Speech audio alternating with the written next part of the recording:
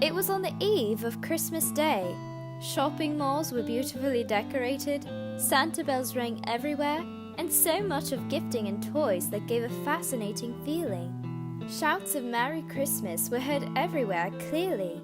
Houses were decorated with glowing lights which calmed everyone. Definitely, it was an important day for every family in the village of Notco. The birth of Jesus Christ was being celebrated everywhere in the village. Everyone had travelled back to their villages or homes to unite and celebrate together with their families. At some point, it really did not feel like the reason for the season was Jesus, since people had chosen to overlook this fact and mention the season along with Santa Claus, Snowman, and other famous fictional characters. Everyone celebrated in a different style, from decorating their houses, shopping and gifting loved ones, spending time with family, attending a church service, and cooking favorite meals. As lights glowed all over the village, Santa bells singing everywhere, and everyone in a Christmas mood, David was confined, sad and unhappy in his room. He was the only child of Mr. and Mrs. Stevens, hence living a miserable and lonely life. As his family was outside inviting friends and celebrating Christmas, David rested on his bed, sad and lonely as usual. He loved and appreciated his personal space and hated being around a huge multitude. The loneliness did not allow him to celebrate or listen to Santa Claus stories, the birth or death of Jesus Christ narratives, or any other merrymaking festivity during this season. All these celebrations did not make any sense to the 20-year-old David, hence he did not find any reason to celebrate like others in their homestead and the whole village. David and his parents lived in Naku village, which rested below a very high hill, and their house was far away from other villagers' homesteads. The only people David interacted with were servants, and his parents believed that since they had offered him all the material things he needed, he was happy. Little did they know that he was languishing in loneliness, and he was developing self-esteem issues. On that night, snow was falling lightly, while the glowing lights set for Christmas celebrations warmed the village. It was on this night that David began realizing the beauty of being around a person that shares a mutual feeling and connects deeply after an encounter with a family friend daughter. On this night, Christmas mood had filled the air, and due to the lighting in the village, people did not seem to realize the lightly falling snow. David, on the other hand, noticed every piece of the falling snow since his mind was not occupied by the Christmas narratives. He rested on his bed as the villagers sang Christmas carols against the cold. In his room there stood a 6-foot Christmas tree filled with ornaments that his parents treasured and toys that he played with at a tender age. On the branches there were flickering lights that warmed David's room slightly. Nevertheless, these lightings, smells, decorations, beautiful sights and sounds of carols did not make David glad in any way. Even though everyone else appreciated the beautiful sceneries, David did not show any slight bit of appreciation or happiness. Later into the night, in the slightly warmed room, David was awakened by his parents with a request to go and invite his parents' friends that had come from a neighboring town to celebrate Christmas with them. He sat up and resisted, but his mother insisted, which pushed David into agreeing to the request. He took his scarf and a jacket to protect him from the cold of falling snow. Up and they went to the family dining area where everyone had gathered. The room was filled with laughter and fun stirred in David's house. Everyone was giggling at each other's stories around the dining table. They were busy and chatty except for David, who did not recognize any face around the table. His parents introduced him to the visitors, and the visitors too introduced themselves briefly. The visitors narrated to each other their best Christmas stories, played several games to pass time, ate together, and shared gifts. For gift sharing, they played a game where everyone would write their name on a piece of paper, fold it nicely, and then throw it in a basket at the middle of the dining table. The papers would then be mixed well, and the basket rotated around the table for everyone to pick one. Everyone would then gift the name in the paper they picked. It was such an interesting activity for the family. David's paper bore the name Camille. Camille was a daughter to one of the invited guests, and she had just graduated from high school. During the gifting session, David could not help but notice the beauty. He, however, had not arranged for a gift, but his parents had taken care of that since they were aware of the gifting strategy during Christmas. David had never felt so much connection before. He felt the need to interact with beautiful Camille, but did not know how to go about it. As per se, David was an introvert with very minimal friends, and at this party he did not know anyone except his parents and the Camille he gifted. After the meal and a little chat with the family friends, David requested to be excused, and he went out to the cold night. At the backyard of their house, the sight of the falling snow in the night caught his attention, and he gazed to enjoy the sight. He even tried holding some of the falling snow. It was cold, but David seemed to enjoy each and every snow falling. The lighting reflected the shadows of the falling snow, and anything standing still, hence complementing the whole scenery. The falling snow occupied his mind, and he was only distracted by a tap on his shoulder. "I see you are enjoying the night," Camille's voice was heard. David: "Yeah, it's beautiful out here." Camille: "Can I join you?" David: "Sure." The two stared in silence on the falling snow for a while, until Camille interrupted. She informed David that she really did not love being around many people, especially those unknown to her. She continued to say that she was a high school graduate and that she anticipated joining college the following year.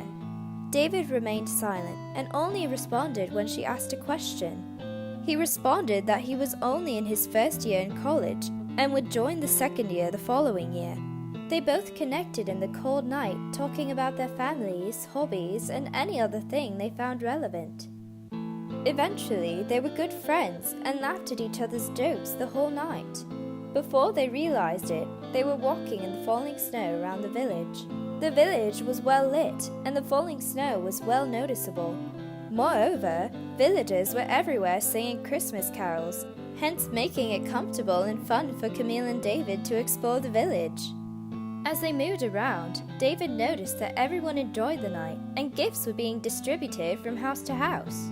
They could hear laughter as they passed houses, and it was then that David noticed that Christmas was more than just the birth of Jesus as he had thought. On the other hand, Camille understood Christmas deeply since she celebrated each one of them since a young age, unlike David, who had formed a habit of staying behind closed doors during Christmas. She explained to him the meaning and activities during Christmas until he began appreciating and understanding the essence of Christmas. For the first time in his life, David had formed a friend to whom he felt that it was a strong bond. After walking for a while, they decided to settle at one place and enjoy the Christmas carols and the view of the lit village. They talked and laughed at each other's jokes and stories, such that they did not notice the time. It had stopped snowing, and the moon illuminated its light through the clouds while Camille's phone rang. Her parents were looking for her, as the time to go back to their home had arrived. David had become less lonely. He felt wanted, and as they walked back to their house, he managed to speak more often to Camille. He felt the importance and the need of association, and he requested Camille for her contacts so that they would talk more often and have lunch together from time to time. On reaching home, David waved Camille goodbye as they left for their home early morning on Christmas Day. A week later, on the eve of New Year, David messaged Camille to check on her and her family. He inquired if Camille had already identified a college of interest. Camille had not paid much attention to looking for a good college, hence had not identified any college, and her parents were caught up in the Christmas festivities.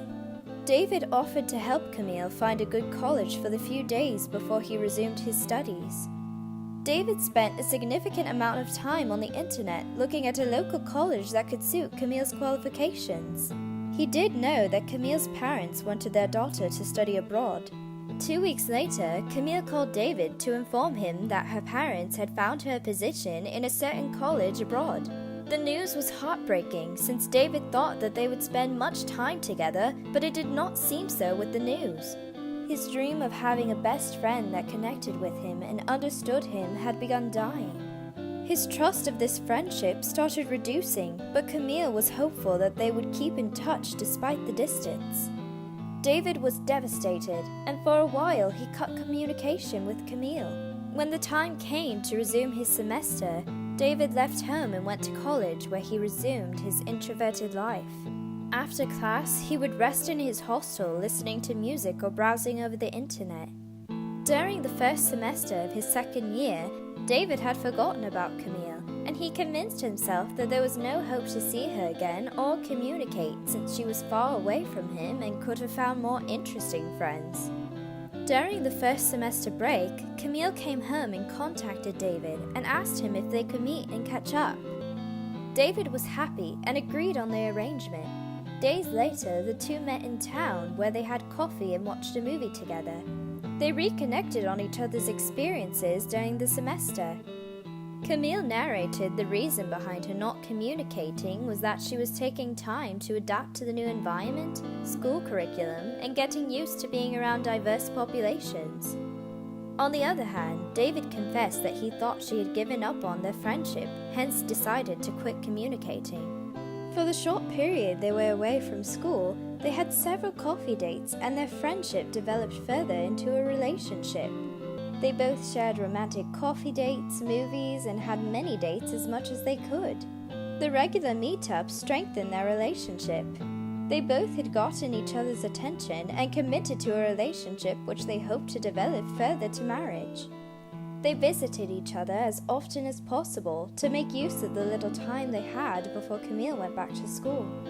The holiday was very short, and the day came when Camille was to leave for school.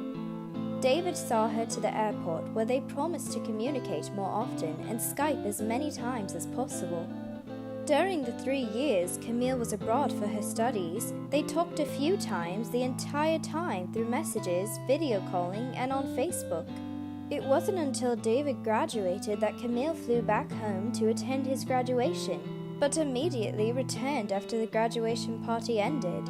They maintained a long relationship of love as much as they were apart from each other, visiting each other once in a while. When they were away from school, they took trips to different cities together to compensate for the time they were away, and had frequent weekend getaways whenever it was possible. At school, they introduced their friends to each other, watched movies together, and even helped each other with studies in front of a laptop camera. They did everything possible to enhance their relationship and to make each other feel relevant and appreciated. Camille's graduation was fast approaching, and David had to make preparations to attend the graduation. He, therefore, took the step to inform his parents on their love story and his plans to travel abroad to attend his lover's graduation. His parents arranged for his trip and even added a vacation for him and Camille to enjoy and celebrate as a graduation present for Camille. David had secured employment a few months before Camille's graduation, where he managed to save enough to finance his trip. Still, in the same months, David managed to buy an engagement ring, since he felt that their love had come a long way, and that Camille had made him realize the bright side of life, as he was now able to interact freely and form a relationship. Camille had elevated David's self-esteem and made him appreciate life despite the many challenges that come with life. Hence, she deserved the engagement ring and also to spend her life with David. Days later, David left for Camille's graduation.